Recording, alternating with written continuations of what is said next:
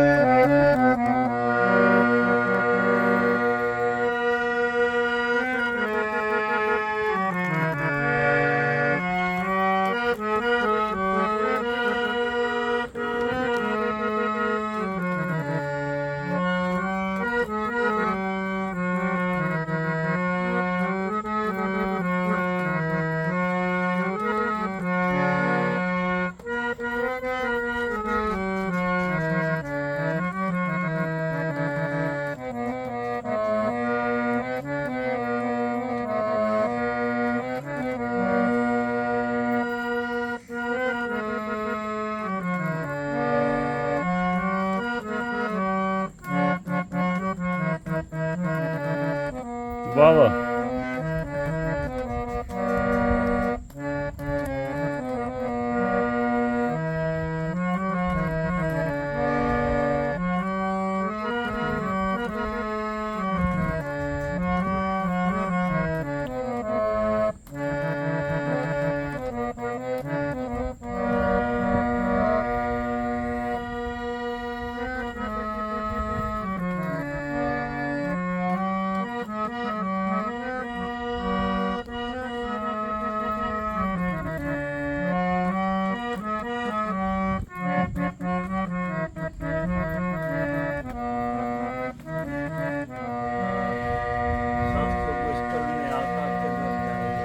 वाह वाह।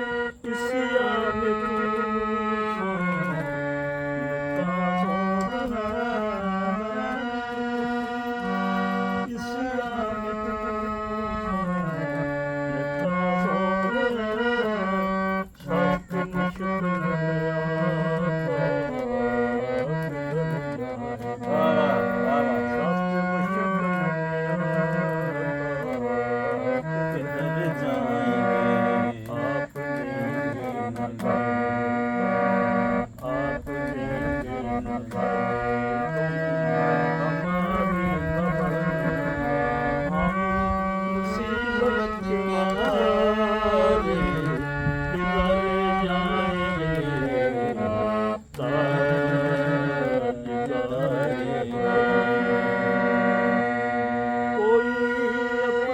होए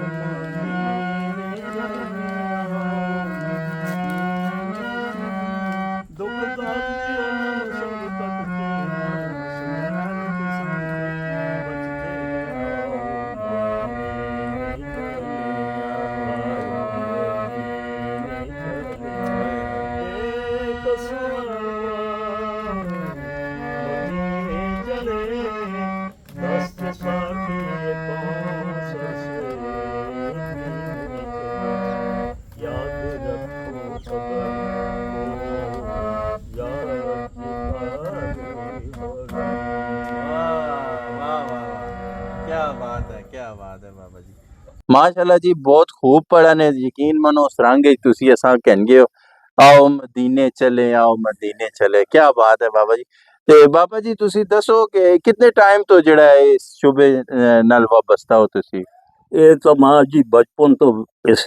अच्छा अच्छा की शौक है मां अच्छा मतलब बाबा जी शुरू तो बचपन तो जड़ा है बाबा जी का शौक है जी इस चीज नी उन्हें ना बंदा एक शौक होनी ते उसा अपने बिजनेस बढ़ा के बंदा कमे या उसा आना यार इस तो मैं कमावा एक जरिया माश बढ़ावा लेकिन बाबे होरा अपने शौकिया तो शौक शौक नहीं आज तक इसा रखा है एक प्रोफेशनल नहीं होए बिल्कुल इसा सिर्फ शौक नहीं आज तक रखा ने ते अपनी शौक पूरी कीती नहीं ते बाबा जी मैं देखना होना साइकिल ते पिछे रख के कदे तुसी असा कोल बाबा बुरे शाह वे उत्थे बहने होने कदे केड़े केड़े केड़े केड़े में तुसा नहीं हाजिरी होई है हले तक हर बाजार से गए यहाँ बाजार से अच्छा हाँ खाली बस यही बजाय गाना शाना नहीं किया अच्छा शौक पूरी की थी अच्छा अच्छा माशाल्लाह मतलब अपनी हाँ एक हाजिरी जेड़ा उत्थे तुसी लाने हो बिल्कुल ते कोई शौकी लोग होन कदे ते फिर वो इकट्ठे हो गए ने फिर वो गल अच्छा अच्छा मैं ते मेरी 31-32 साल हो गई एज ते मैं तुसा इसी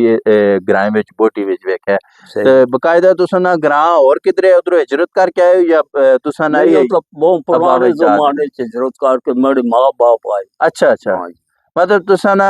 ग्रां ही है ये बोटी ग्रां इथे ही पैदा होए इथे ही पैदा होया इथे ही बड़ा होया अच्छा माशाल्लाह माशाल्लाह क्या बात है जी बाबा जी ए बड़ा दर्द है जी तुसानी आवाज है यकीन मानो कि मजा आ गया है कि जेड़ा ना रूह खुश हो गई है ते हुन ज़ाहिरी गल है इतना मुश्किल काम है तुसी बजाने हो सुरा नाल जेड़ा ऐसा जोड़ना बिल्कुल इसने जेड़े लय होनी है सही ते बकायदा हारमोनियम जेड़ा सुरा नाल मिलाना होना है ते ए बकायदा किसी को सिखा ने कोई उस्ताद है वे तुसा ना या आपे ही शौक नाल आपे या की बस जरा रिकॉर्ड को सुन के जरा फिल्मी उस फिल्मी है या अच्छा अच्छा वाली गा बगा चलनी अच्छा अच्छा ते फिल्मी गाने सुनना है जो मां चंगा लगे फिर इससे बजाना अच्छा ते बाबा जी तुसानी एज काफी लगनी पे कि कितनी उम्र ने तुसानी मैं उम्र तो मतलब 85 हमने अच्छा माशाल्लाह 85 साल तुसानी एज होगी ते सुर लय कितना बकायदा जेड़ा पढ़ने ने सा कलाम हजूर पाक सल्लल्लाहु अलैहि वसल्लम ने बरगाह विच ना पेश कीता ताजदारे हरम ते बकायदा जेड़े बड़ा खूबसूरती नाल 85 साल नी एज जेड़ा जी देखो बंदा बुजुर्ग जेड़े होने अक्सर उते बोलना भी छोड़ देने ते माशाल्लाह अल्लाह पाक इना हजूर पाक नी सना खानी नी सदके जिहड़ा इन्हां दी आवाज़ जिहड़ा बरकरार रखी, कोई थरथराहट नहीं, कोई ਉਹ ਜਿਹਾ ਮਸਲਾ ਨਹੀਂ ਹੈ। ਬਹੁਤ ਸ਼ੁਕਰੀਆ ਜੀ ਬਾਬਾ ਜੀ, ਤੁਸੀਂ ਆਪਣੇ ਕੀਮਤੀ ਟਾਈਮ ਵਿੱਚੋਂ ਟਾਈਮ ਦਿੱਤਾ ਹੈ। नहीं कोई ऐसी गल ਤੇ ਨਾਜ਼ਰੀਨ ਤੁਸੀਂ ਕਰਨਾ ਕਿ ਵੇ ਦੇਖੋ ਕਿੱਥੇ ਕਿੱਥੇ ਤੇ ਕਿਹੜਾ ਟੈਲੈਂਟ ਛੁਪਿਆ ਹੈ ਤੇ ਕੋਸ਼ਿਸ਼ ਕਰੋ ਇਸਾ ਜ਼ਿਆਦਾ ਤੋਂ ਜ਼ਿਆਦਾ ਸ਼ੇਅਰ ਕਰੋ ਵੀਡੀਓ ताकि ज़्यादा तो ज़्यादा लोगों तक असाने बाबा जी की आवाज़ पहुँच सके। बाकी चैनल सब्सक्राइब करो, लाइक करो तो कमेंट अपनी राय जरूर देनी कि तुसा आवाज़ बाबा जी की केजी लगी है।